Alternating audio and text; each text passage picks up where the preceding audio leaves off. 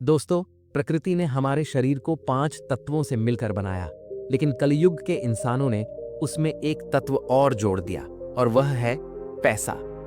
बेशक पैसों से कुछ चीजें नहीं खरीदी जा सकती, लेकिन पैसों से बहुत कुछ खरीदा जा सकता है। एक संत प्रवचन दे रहे थे कि पैसों के पीछे मत भागो, यह माया का दलदल है, और इस माया के दलदल में जो फंस गया तो वह पूरी जिंदगी दुखी रहता है। और वहां बैठे सभी लोग इसी बात पर तालियां बजा रहे थे।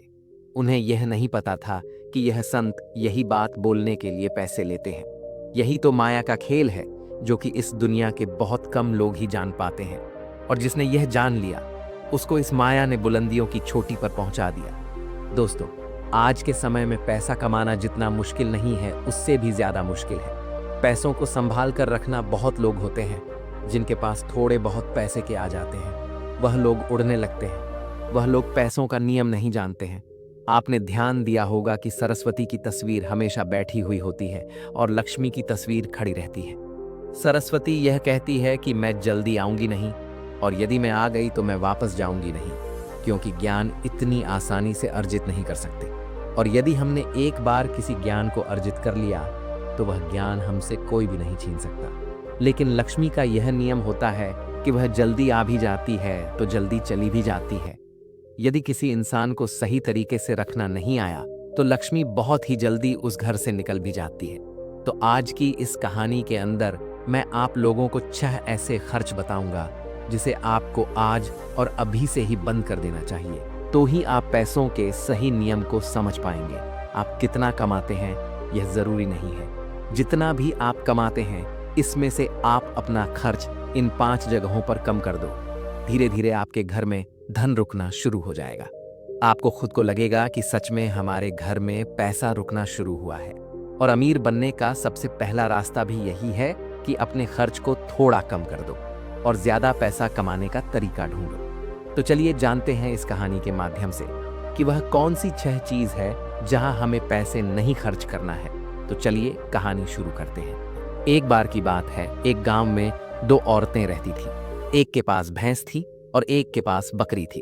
जिसके पास भैंस थी वह औरत सही तरीके से किसी भी चीज को संभाल कर रखना नहीं जानती थी। उसकी भैंस दूध तो बहुत देती थी, लेकिन उसने दूध की कीमत जानी ही नहीं, और वह दूध घर की बिल्ली को पिला देती थी। उस दूध को ऐसे ही खर्च कर देती थी। दूध को सही तरीके से उपयोग में कैसे लिया जाता है वह औरत नहीं जानती थी। और जिसके पास बकरी थी वह दूध की कीमत जानती थी, और वह दूध के एक एक बूंद को बचा कर रखती थी और उसी से दही जमाकर घी निकालती थी, और धीरे धीरे उसने बहुत सारा घी इकट्ठा कर लेती है। अब जिसके पास भैंस थी उसने दूध की अहमियत कभी जानी ही नहीं थी। उसने कभी भी दूध से घी निकालने के बारे में सोचा ही नहीं था। फिर एक दिन उसके घर में कुछ मेहमान आ जाते हैं, और मेहमानों को रूखी रोटी तो नहीं खिलाई जा सकती, यह तो आप हम सभी जानते हैं। तो इसीलिए वह औरत उस औरत के पास जाती है जिसके पास बकरी थी। उस औरत के पास से 1 पाव घी लेकर आती है।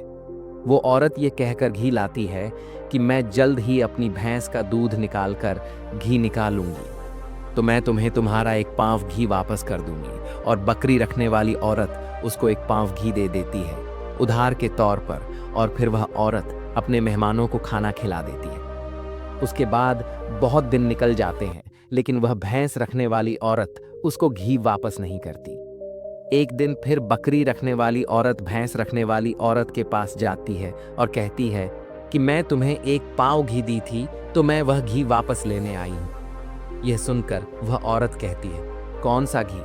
तू भला मुझे घी कैसे दे सकती है? मेरे पास तो भैंस है और तेरे पास तो बकरी है, और मैं भला तुझसे घी उधार क्यों मांगूंगी? मेरे पास तो इतनी बड़ी भैंस है और उसका तो बहुत सारा दूध भी होता है, मैं तो उससे ही घी निकाल लूंगी। मैं भला तुझसे उधार घी क्यों लूंगी? यह कहकर वह घी देने से मना कर देती है, और बकरी रखने वाली औरत वापस आ जाती है। उसको यह पता था कि कोई भी अब मेरी बात का विश्वास नहीं करेगा, क्योंकि उसके पास भैंस है। लेकिन फिर भी उसने कई लोगों से बोली, और इस बात को कोई मानने को तैयार नहीं था। सबका जवाब एक सा था कि भला भैंस रखने वाली औरत बकरी रखने वाली औरत से घी क्यों लेगी। यह बात कोई भी मानने को तैयार नहीं था। उसी गांव से बाहर कुछ दूर पर एक गुरु रहते थे, और फिर वह बकरी रखने वाली औरत उस गुरु के पास जाती है और उन्हें अपनी सारी समस्याएं बताती है।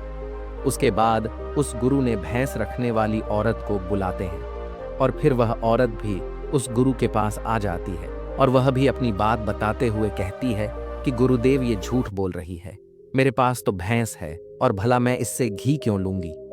अब उस गुरु को इसका फैसला करना था कि क्या सच में भैंस रखने वाली औरत बकरी रखने वाली औरत से घी उधार ली है या नहीं ली, क्योंकि बकरी का तो दूध बहुत कम होता है और भैंस का तो बहुत ज्यादा होता है। तो क्या जरूरत पड़ गई कि एक भैंस वाली को बकरी वाली से घी उधार लेना पड़ा।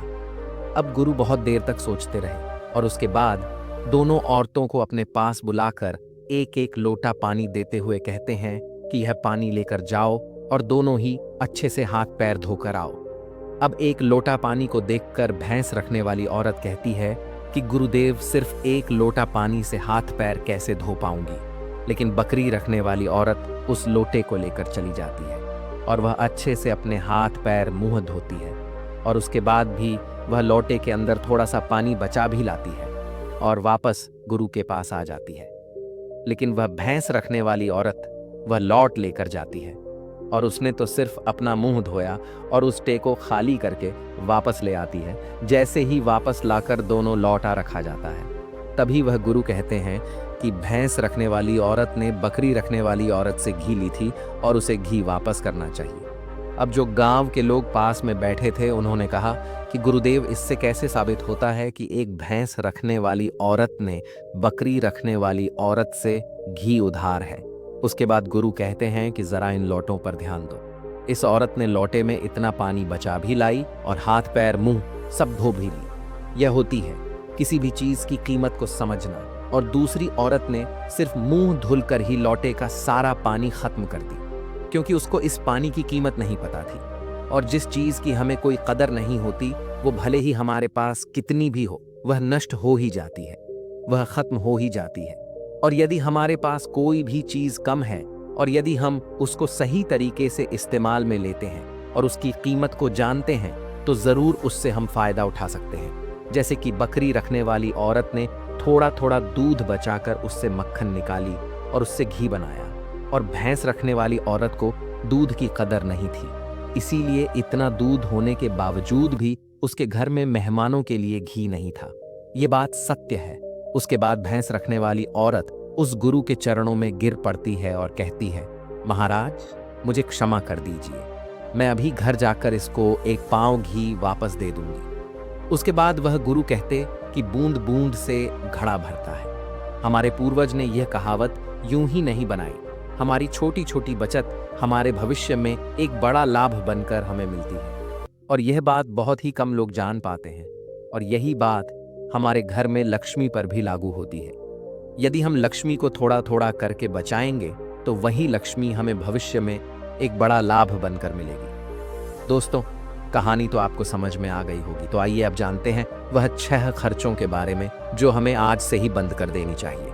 सबसे पहला खर्च है दिखावे का खर्च। आपके पड़ोस में किसी ने बड़ी कार ले ली तो अब आपके मन में जलन होने लगी है कि मुझे भी जल्द ही कार लेनी है, और यही दिखावे का खर्च आपको पूरी उम्र गरीब बना के रखता है। दोस्तों, हम में से ऐसे बहुत से लोग होते हैं जो सिर्फ दिखावे के चक्कर में ही बहुत सा ऐसा सामान उठा लाते हैं जिससे कि दूसरों के सामने सिर्फ अपना रुतबा बढ़ाने के लिए गाड़ी ले लेना, महंगे जेवर ले लेना, महंगे मोबाइल ले लेना, या फिर कोई ऐसी महंगी चीज़ खरीद लेना जिसकी हमें हमारी ज़िंदगी में कोई ज़रूरत भी नहीं होती। और जब उन्हें कोई समझाता है तो वह कहते हैं हम किसी से कम हैं। क्या वह लोग यह नहीं समझते कि इससे हमारा सिर्फ नुकसान होता है, न कि कुछ फ़ायदा? यदि आपको सच में अमेरिक रास्ते पर चलना है तो यह सारे खर्च सबसे पहले आपको बंद करना होगा और वही पैसा कहीं इन्वेस्ट करना सीखना होगा। मैं यह नहीं कहता कि आप अपने शौक ना पूरे करें। मेरे कहने का मतलब यह है कि जिस चीज़ की आपको ज़रूरत है बस आप वही लो। किसी को देखकर कोई सामान बिल्कुल ना लो। दूसरी बात है स्कीमों से दूर रहना। अपने सामान की बिक्री बढ़ाने के लिए अलग अलग ब्रांड की जो कंपनियां होती हैं वह लुभाने की स्कीम लाती है, लेकिन यह उनकी मार्केटिंग करने की रणनीति होती है जो हम लोग समझ नहीं पाते। और बहुत सारे लोग अलग अलग स्कीम के चक्कर में आकर वह चीज़ भी खरीद लेते हैं जिसकी उन्हें बिल्कुल ज़रूरत भी नहीं होती। यदि हम मार्केट में जाते हैं और हमें पता चलता है कि 50% के डिस्काउंट के अंदर घड़ी मिल रही है, बल्कि हमारे पास तो 2-4 घड़ी घर में पड़ी हुई है, लेकिन फिर भी हम उस घड़ी को खरीद लाते हैं। हम लोग ये नहीं समझते कि सब मार्केटिंग करने की रणनीति होती है। इससे हमें फ़ायदा नहीं होता, बल्कि कंपनी को ही फ़ायदा होता है। इसीलिए ऐसे शौक कभी ना पालें, क्योंकि यही गरीब होने का सबसे बड़ा कारण होता है। क्योंकि जिस चीज़ की हमें ज़रूरत भी नहीं है और उसी चीज़ में हम लक्ष्मी को खर्च कर देंगे, तो उससे हमारे घर की लक्ष्मी नाराज़ हो जाती है और फिर धीरे धीरे हमारे घर से निकलने लगती है। तीसरा खर्च है कर्ज।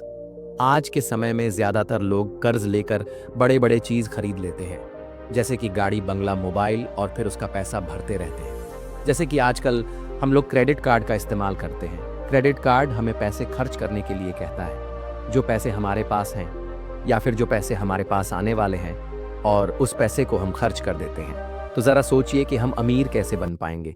जो पैसे हमारे पास आए ही नहीं, उस पैसे को भी हम खर्च कर देते हैं और हम अमीर बनने के बारे में सोचते हैं। अमीर बनने की वीडियो देखते हैं, लेकिन उन बातों का पालन पूर्ण नहीं करते। और बहुत लोग तो ऐसे भी होते हैं जो लोन लेकर ज़मीन खरीद लेते हैं और ये सोचते हैं कि जब हमें इससे फ़ायदा होगा तो हम लोन वापस कर देंगे। लेकिन वह लोग यह नहीं समझते कि जितना हमें इसमें फ़ायदा होगा, उससे ज़्यादा तो हमें लोन का ब्याज भरना पड़ जाएगा। तो दोस्तों, ऐसे काम कभी नहीं करना। कर्ज लेकर कोई भी चीज़ ना खरीदें। चौथी और सबसे बड़ी बात यह है कि आप अपने पैसों को कैश में रखकर ही खर्च करें।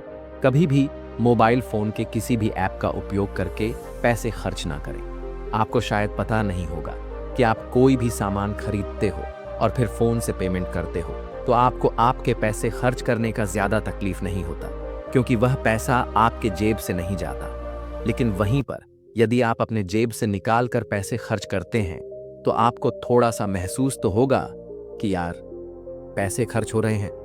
अगर आपको यकीन ना हो तो आप ऐसा करके देख लेना, मार्केट जाना और फिर किसी भी सामान का पैसा अपने फ़ोन से पे करना, जिससे आपको ज़्यादा महसूस नहीं होगा कि आपका पैसा खर्च हो रहा है। लेकिन जिस दिन आप अपने मोबाइल से पैसे निकाल कर दोगे, तो उस दिन आपको ज़रूर लगेगा कि यार जेब से पैसा जा रहा है, मेरा पैसा खर्च हो रहा है, ज़्यादा पैसा खर्च हो रहा। पांचवी बात जो आपको ध्यान में रखनी है, अपनी भावनाओं पर काबू रखना। अगर आपको कोई चीज़ पसंद आ रही है और आप उसे खरीदना चाहते हैं, तो पहले यह देख ले कि वाकई क्या इस चीज़ की आपको सच में ज़रूरत है या नहीं। क्योंकि बहुत से लोग कोई चीज़ पसंद आने पर उसे तुरंत खरीद लेते हैं। कई बार तो ऐसा भी होता है कि कोई स्कीम वाले आते हैं जो हमें लुभाने वाली चीज़ लेकर आते हैं और हमें वह चीज़ पसंद आ जाती है और हम उसे तुरंत खरीद लेते हैं। हमें ऐसी चीज़ लेने से बचना चाहिए। हमें ऐसी चीज़ नहीं लेनी चाहिए, बल्कि हमें सिर्फ ऐसी चीज़ ही लेनी चाहिए जिसकी हमें ज़रूरत है। छठी और आखिरी बात यह है कि कभी भी कोई शौक ना पालें। आपको शायद इस बात का पता होगा कि हमारी दुनिया में महंगाई का सबसे बड़ा कारण है शौक। आज के समय में नॉर्मली 10,000 का फ़ोन आ रहा है और वहीं पर 2 लाख का भी फ़ोन आ रहा है। दोनों में फ़र्क इतना है कि किसी को 1 लाख का फ़ोन रखने का शौक है, तो वहीं किसी को 2 लाख का रखने का शौक है।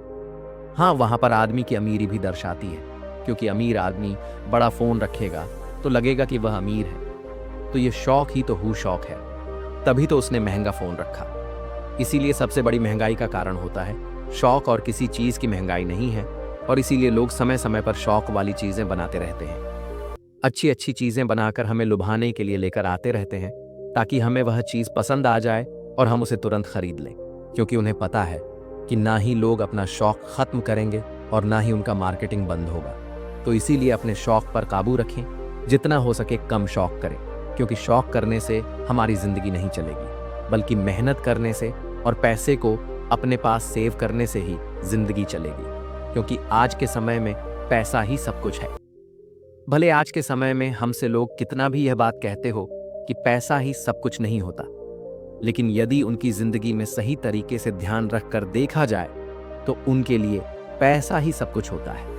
वह पैसों के लिए ही इधर उधर भाग रहे हैं और हमें कहते हैं कि पैसों के पीछे मत भागो। तो दोस्तों, इस वीडियो में कुछ फजूल खर्च बताने की कोशिश की है हमने, ताकि उन खर्चों को आपको कंट्रोल करना चाहिए। ताकि आपके पास पैसा और ज़रूरत के समय वह पैसा आपके काम आ सके।